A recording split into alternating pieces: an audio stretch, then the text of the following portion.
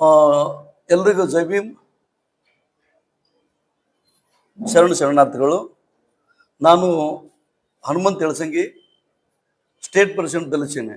ನನ್ನ ಜೊತೆಗೆ ಇವತ್ತು ತಮ್ಮೆದುರಿಗೆ advocate Dayanand and advocate Anand ನನ್ನ ಜೊತೆ ಇವತ್ತು ಬಂದದ್ದು.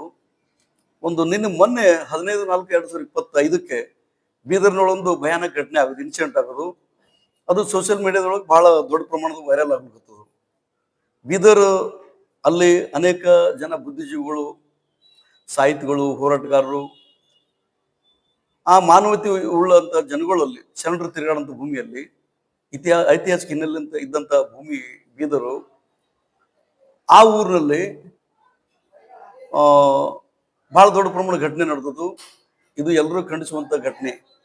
ಅಲ್ಲಿ ಬೀದರ್ ಶಕ್ತಿ ಅಂತೇಳಿ ಕನ್ನಡ ದಿನಪತ್ರಿಕೆ ಜಿಲ್ಲಾ ವರದಿಗಾರ ರವಿ ಬಿ ಬುಸುಂಡಿ ಅನ್ನೋರು ಅವ್ರಿಗೆ ಒಂದು ಇನ್ಫಾರ್ಮೇಶನ್ ಅವರು ಸೀನಿಯರ್ ಹೇಳ್ತಾರೆ, ಅಲ್ಲಿ ಹೋಗೊಂದು ವರದಿ ಮಾಡ್ಕೊಂಡ್ಬರ್ರಿ. ಅಲ್ಲಿ ಚಿದ್ರಿ ಗ್ರಾಮದ ಬಳಿ ಅಲ್ಲೇನು ಕಮ್ಟಾಣ ಅದ, ಆ ರಿಂಗ್ ರೋಡಿಗೆ ಡಿವೈಡರ್ದೊಳಗ ಗಿಡಗಳು ಹಚ್ಚಲಿಕ್ಕತ್ತದ. ರಾತ್ರಿ 9 ಸುಮಾರಿಗೆ ಒಂದು ಸ್ವಲ್ಪ ವಿಡಿಯೋ ಅದ್ರದ್ದು ರಿಪೋರ್ಟ್ ತೊಗೊಂಡ್ಬರ್ತೇಳಿ ರವಿ ಅವ್ರಿಗೆ ಹೇಳಿದ ತಕ್ಷಣ ಅವರು ಆಸ್ ಎ ರಿಪೋರ್ಟರ್ ಸ್ಪಾಟಿಗೆ ಹೋಗಿ ವಿಡಿಯೋ ಮಾಡುವಂಥ ಸಂದರ್ಭದೊಳಗ ಅಲ್ಲಿ ಫಾರೆಸ್ಟ್ ಡಿಪಾರ್ಟ್ಮೆಂಟ್ ಸಂಬಂಧಪಟ್ಟಂತ ಕೆಲವು ಅಧಿಕಾರಿಗಳು, ಅದರೊಳಗೆ ದಸ್ತಗೀರ್, ಶಾಂತಕುಮಾರ್, ಸಂಗಮೇಶ್, ಗಜಾನಂದ್ ಅಂತೇಳಿ 4 ಜನ ವಿಡಿಯೋದಾಗ ಕಾಣಿಸ್ತಾರೆ. ಈ 4 ಜನಗಳು ಅಲ್ಲಿ ಅಚಾನಕ್ ಅವನ ಮ್ಯಾಗ ಅಟ್ಯಾಕ್ ಮಾಡ್ತಾರೆ, ಪತ್ರಕರ್ತ ರವಿ ಅವ್ರ ಮ್ಯಾಗ. ನೀವು ಯಾರು ಪರ್ಮಿಷನ್ ತಗೊಂಡು ಇಲ್ಲಿ ವಿಡಿಯೋ ಮಾಡ್ಕತ್ತೀರಿ ಅಂತ ಹೇಳಿ ನಾನ್ ಸೆನ್ಸ್ ಅಂತ ಬೈತಾರ, ಹೋಪ್ಲೆಸ್ ಅಂತ ಬೈತಾರ, ಯೂಸ್ಲೆಸ್ ಫೆಲೋ ಅಂತ ಬೈತಾರ. ಅಲ್ಲಿ ಆಮ್ಯಾಗ ಅವ್ರದ್ದು ಮೊಬೈಲ್ ಕಿಸ್ಕೋತಾರಲ್ಲಿ. ಮೊಬೈಲ್ ಕಿತ್ಕೊಳ್ಳೋದ್ರ ಜೊತೆಗೆ ಬಹಳ ಭಯಾನಕ ಅವ್ರ ಮೇಲೆ ಹಲ್ಲೆ ಮಾಡ್ತಾರೆ. ಒಬ್ಬ ಪತ್ರಕರ್ತ ತಮ್ಮ ಸಾಮಾಜಿಕ ಜವಾಬ್ದಾರಿ ನಿಭಾಯಿಸೋ ಸಲುವಾಗಿ ಒಂದು ಸ್ಪಾಟಿಗೆ ಹೋಗ್ತಾರ. ರಾತ್ರಿ 9 ನಂತರ ಗಿಡಗಳು ಹಚ್ಚಲ್ಕತ್ತಾರ ಗೊತ್ತಾದ ತಕ್ಷಣ ಸ್ಪಾಟಿಗೆ ಹೋಗ್ತಾರೆ. ಯಾವ ಕಾರಣಕ್ಕಾಗಿ?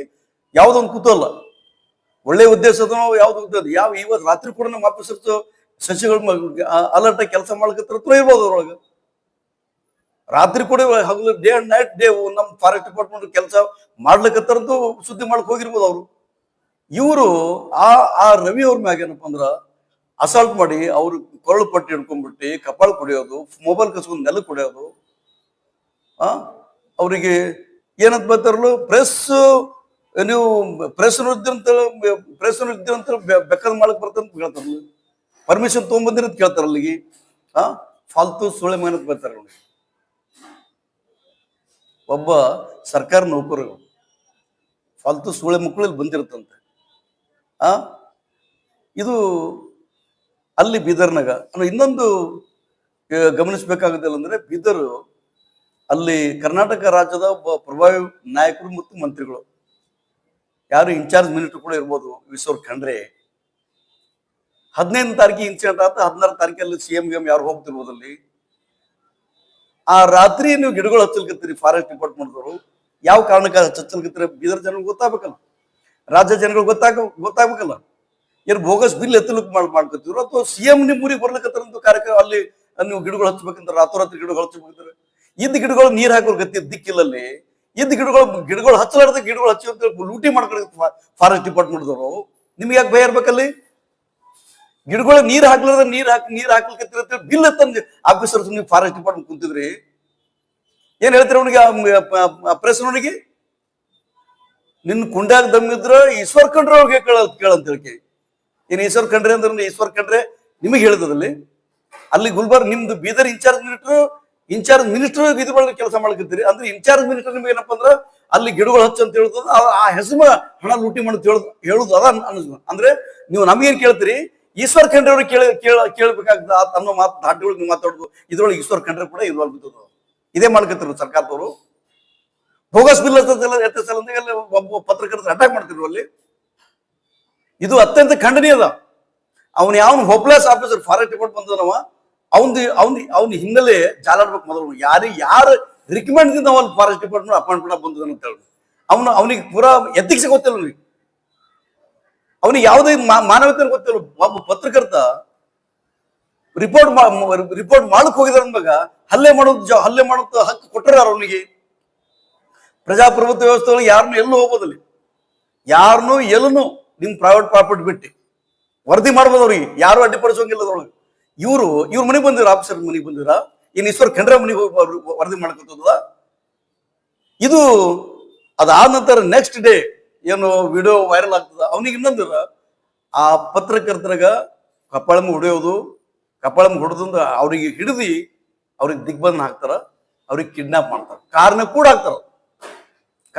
ಹಾಕ್ತಾರ ಅವ್ರಿಗೆ. ಗುಂಡಾಗಳು ಕೂಡ ಈ ತರದ ಭಯಾನಕ ಆಕ್ಟಿವಿಟಿ ಮಾಡುವಂಗಿಲ್ಲ. ಇಂಥ ಭಯಾನಕ ಆಕ್ಟಿವಿಟಿ ಬೀದರ್ ಜಿಲ್ಲೆ ಒಳಗೆ ನಡೆದದ. ಅದು ಗಾಂಧಿಗಂಜ್ ಪೊಲೀಸ್ ಸ್ಟೇಷನ್ ಒಳಗೆ ಕೇಸ್ ಕೂಡ ಮೊನ್ನೆ ರಿಜಿಸ್ಟರ್ ಆಗ್ಯದ. ಕ್ರೈಮ್ ನಂಬರ್ 63/2025 ಒಳಗ ಕೇಸ್ ರಿಜಿಸ್ಟರ್ ಆಗ್ಯದ ವಿತ್ ಅಟ್ರಾಸಿಟಿ ಆಕ್ಟ್ ಒಳಗ. ಅದ್ರ ಜೊತೆಗೆ ಪೊಲೀಸರದು ಕೂಡ ಹರಾಮಗಿರಿ ಇಲ್ಲಿ ಹೇಳ್ತೀನಿ ನಿಮ್ಗೆ. ಪೊಲೀಸರ ಹರಾಮಗಿರಿ ಅಂದ್ರೆ ಫಾರೆಸ್ಟ್ ಡಿಪಾರ್ಟ್ಮೆಂಟ್ ಪ್ಲಸ್ ಪೊಲೀಸರು ಕೂಡ ಇದ್ರೊಳಗೆ ಇನ್ವಾಲ್ವ್ ಇದ್ದು ಅಂತ ಹೇಳಿ ಇಷ್ಟು ಕಾಮನ್ ಸೆನ್ಸ್ ಮಾಡಿ ಬೀದರ್ ಪೊಲೀಸರಿಗೆ ಅನ್ನತ್ತಿದ್ರಿ ಏನ್ತಿದ್ರಿ ಬೀದರ್ ಪೊಲೀಸರು ಅಲ್ಲ. ಒಬ್ಬ ದಲಿತ ಅಂತ ಆನಂತರ ಅವ್ನು ರಿವೀಲ್ ಮಾಡಿದಾಗ ಅವ ಯಾರು ಪತ್ರಕರ್ತ ದಲಿತ ಅಲ್ಲ, ಯಾವ ಮೇಲ್ಜಾತಿ ಅಂತಲ್ಲ. ಒಬ್ಬ ಪತ್ರಕರ್ತ ಕಂಪ್ಲೇಂಟ್ ಕೊಡುವಾಗ ನಾನು ದಲಿತ ಇದ್ದೀನಿ, ನಾನು ಹೊಲೆ ಇದ್ದೀನಿ ಅಂತ ಮೀಡಿಯಾದಾಗ ಹೇಳ್ತಿರ್ತಾರಲ್ಲ, ನೀವು ಒಂದು ಕೇಸ್ ರಿಜಿಸ್ಟರ್ ಮಾಡ್ತೀರಿ, ಸೆಕ್ಷನ್ 323/504 ಕೇಸ್ ರಿಜಿಸ್ಟರ್ ಮಾಡ್ತೀರಿ. ಏನದ ನಿಮ್ ನಾಲೆಜ್? ಏನ್ ಟ್ರೈನಿಂಗ್ ಇದೆ ಕಲ್ಚರ್ ನಿಮ್ಗೆ ನಿಮ್ ಪೊಲೀಸ್ ಇದ್ರೊಳಗ? ಯಾವ ಸೆಕ್ಷನ್ ಅಂತ ಗೊತ್ತಿಲ್ಲ ನಿಮ್ಗಲ್ಲಿ? 323/504 ಲೇ ಕಳ್ಸುಳಿ ಬೈದ್ರೆ 323/504 503 506 ಹಾಕ್ತಿರ್ತೀರಿ. ಇದ್ರೊಳಗೆ ಒಬ್ಬ ಜವಾಬ್ದಾರಿತ ಒಬ್ಬ ಸಾಮಾಜಿಕ ಕಾರ್ಯಕರ್ತಗ ಓಪನ್ ಆಗಿ ಸಾರ್ವಜನಿಕ ಸ್ಥಳದೊಳಗೆ ಜನಗಳೆದುರಿಗೆ ಅವನಿಗೆ ಕಪಾಳ ದಾರದ ಹೊಡಿತಾರೆ. 324 ಹಾಕ್ಲಿ ನಿಮ್ಗೆ ಬ್ಯಾನಿ ಬಂದಿತ್ತಲ್ಲಿ, 504 ಹಾಕಿದ್ರೆ 506 ಹಾಕ್ಲಿ ನಿಮ್ಗೆ ಬ್ಯಾನಿ ಬಂದಿತ್ತಲ್ಲಿ.